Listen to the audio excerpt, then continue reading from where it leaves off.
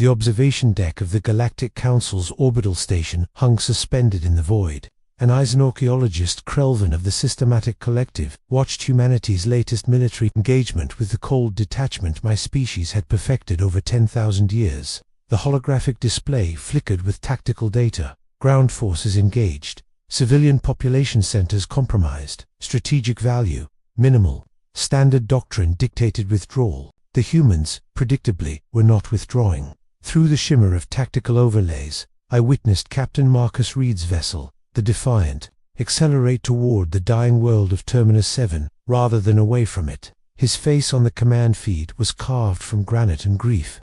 The planet below was lost, consumed by Kreshtar fire, its cities collapsing into ash. 300 human colonists remained trapped, including 72 juveniles. Every species in the Council had already calculated the mathematics. Rescue cost exceeded survival probability. The humans calculated differently. Reid's hands moved across his command console with the precision of a surgeon and the fury of a warrior. I'd read his file 5 years ago. On Meridian Station, he'd been 17 minutes too late. 43 children had died in the fires while he'd followed proper military protocol. The official report commended his adherence to doctrine. The haunting in his eyes told a different story. Now, watching him drive his ship into a tactical nightmare, I witnessed the moment when doctrine shattered against the immovable wall of human devotion. "This is defiant to all ships," Reid's voice crackled through comms. "Initiating Protocol Emberlight. Any vessel capable of carrying passengers, converge on these coordinates. We're bringing them home." Around me, council members stirred confusion, disdain, and something my species hadn't felt in millennia: uncertainty. The battlespace transformed into something I had no theoretical framework to comprehend. Human vessels of every classification, military destroyers, mining freighters, damaged scout ships sterned as one toward Terminus 7. A cargo hauler limped forward to provide cover fire with mining lasers. A medical frigate dove through plasma fire to create a sensor shadow. The Defiant punched through the orbital blockade, absorbing damage that should have annihilated its shields. I calculated their survival probability, 8%, and dropping. Reid wasn't calculating probabilities. He was counting children. The surface of Terminus 7 looked like apocalypse fire and shadow and skeletal remains of hope. I watched through Reid's helmet camera as his boots hit molten permacrete. His teammate soldiers who'd volunteered for a suicide mission spread out in defensive positions. Through the smoke, I saw them, human juveniles, some barely old enough to walk, clustered around 3 adults in what remained of an education center. Their faces were smeared with ash and tears, small hands clutching each other with desperate strength. These children reached toward the armored figures emerging from the fire with absolute certainty that someone would save them.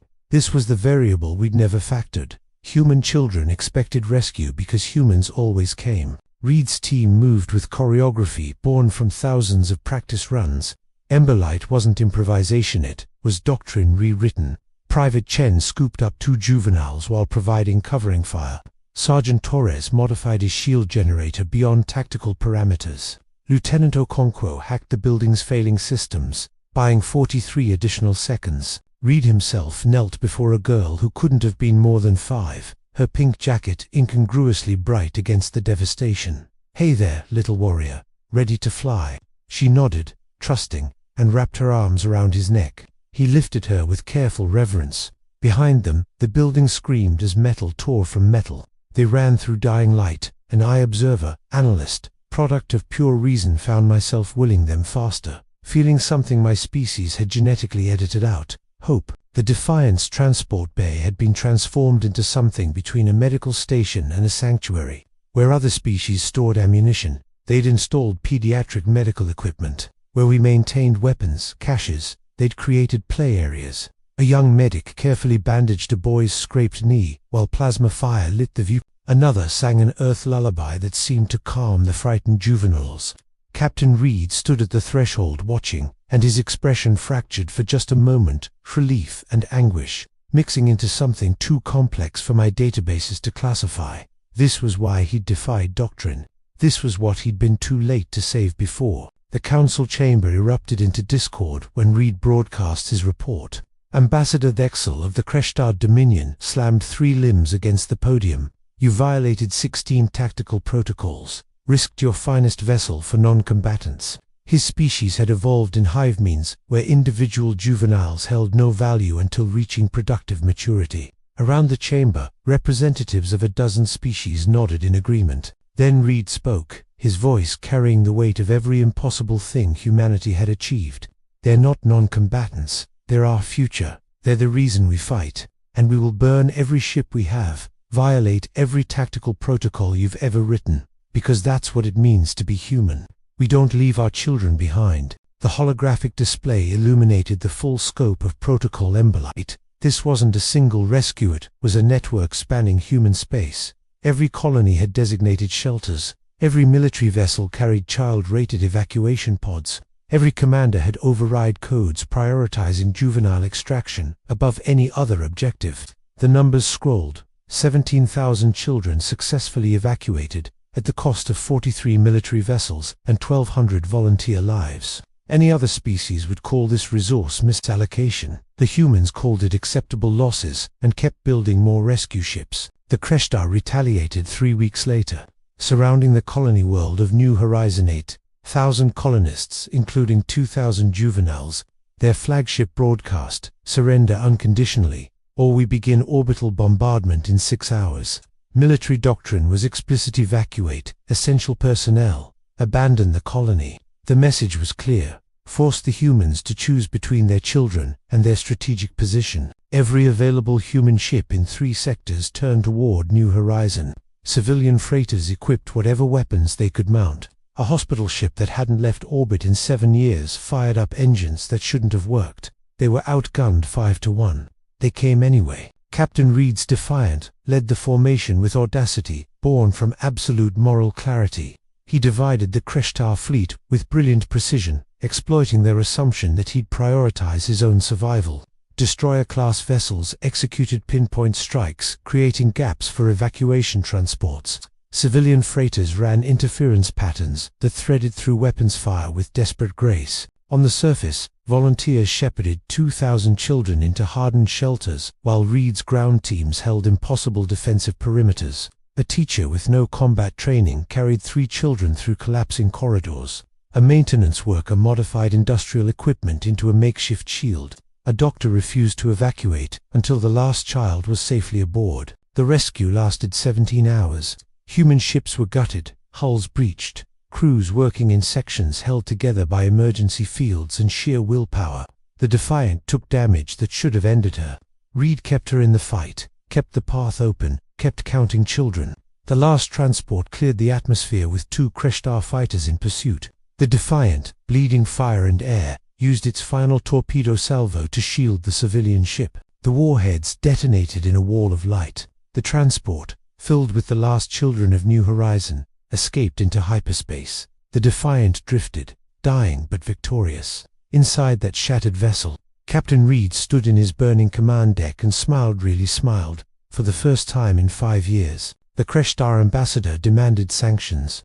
Ambassador Dexel's voice resonated with fury. You lost 47 combat vessels for a colony of no strategic value, for juveniles who won't reach productive maturity for years. The council chambers fell silent. Admiral Catherine Jong, commander of Earth's 3rd Fleet, stood before the assembled species. You're absolutely right, Ambassador. We lost 47 ships, crippled our defensive line. We did all of that. She paused. And we saved every single child. Admiral Jong continued, her voice softening but losing none of its strength. You want to know what we gained? Every human child in this galaxy now knows, with absolute certainty, that we will come for them. Every parent knows their children won't be abandoned. You call it inefficient. We call it civilization. She pulled up a hologram footage from New Horizon. A little boy, maybe 7, standing in the transport bay clutching a stuffed animal. His face showed fear but not despair, because he was surrounded by humans who'd crossed a war zone to reach him. That's what we gained, Ambassador. That's what no military asset could ever be worth trading away. That's humanity. The ripples spread through the galactic community. The Vextheri quietly began modifying their evacuation protocols. 3 minor species applied for protectorate status under human defense networks, specifically citing Protocol Emberlight. The Kreshtar found their own warriors increasingly reluctant to target human colonies. Not from fear, but from something more insidious: moral uncertainty. Humanity had introduced a contagion into galactic warfare, and it spread through empathy rather than force. I received reports of Kreshtar squadrons deliberately missing civilian targets. The humans hadn't defeated the Dominion through superior firepower. They defeated them by asking a question no one had considered. What are we willing to sacrifice our children for? 6 months after New Horizon, I requested clearance to visit the Defiant. Captain Reid met me in the observation deck. He looked older, but his eyes held something they'd lacked before: peace with his choices. I asked him why. Why risk everything? Why defy logic? He was quiet for a long time, looking out at the stars. Then he spoke, his words simple but weighted with meaning. Because Krelvan, every species in this galaxy decided at some point that survival was more important than their children's lives. They made that choice, codified it into doctrine, and called it wisdom. Reid turned to me. We made a different choice. We decided that a civilization that won't protect its children doesn't deserve to survive.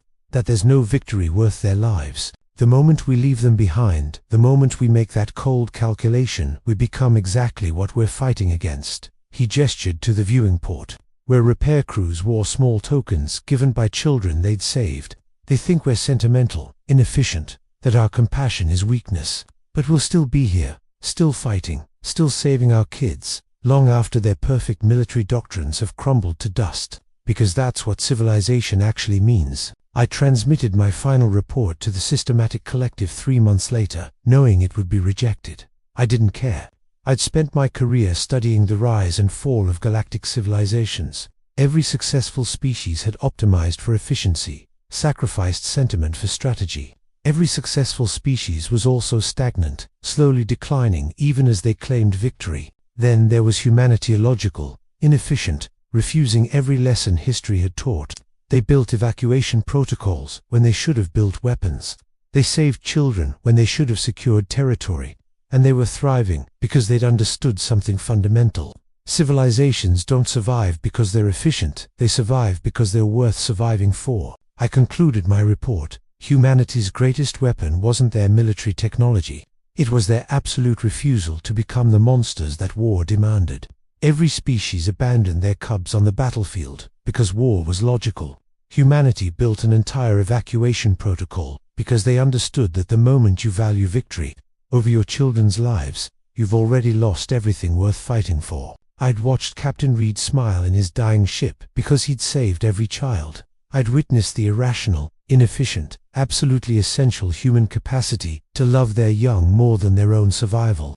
And I understood why humanity would inherit the stars while the rest of us faded into our perfect, logical, childless extinction. The last image in my report was from New Horizons reconstruction, that little boy with the stuffed animal, now standing with Captain Reid, both planting a tree in the colony's memorial garden. Every human settlement had one, trees planted for every child saved. The forests were growing, spreading across human worlds, and written on every memorial plaque were the same words. Some equations have variables more important than victory. Some civilizations endure not because they're strong, but because they remember what they're being strong for. I saved my report, The Emberlight Contagion, how humanity weaponized compassion and changed galactic warfare forever. Then I did something unprecedented for my species. I smiled.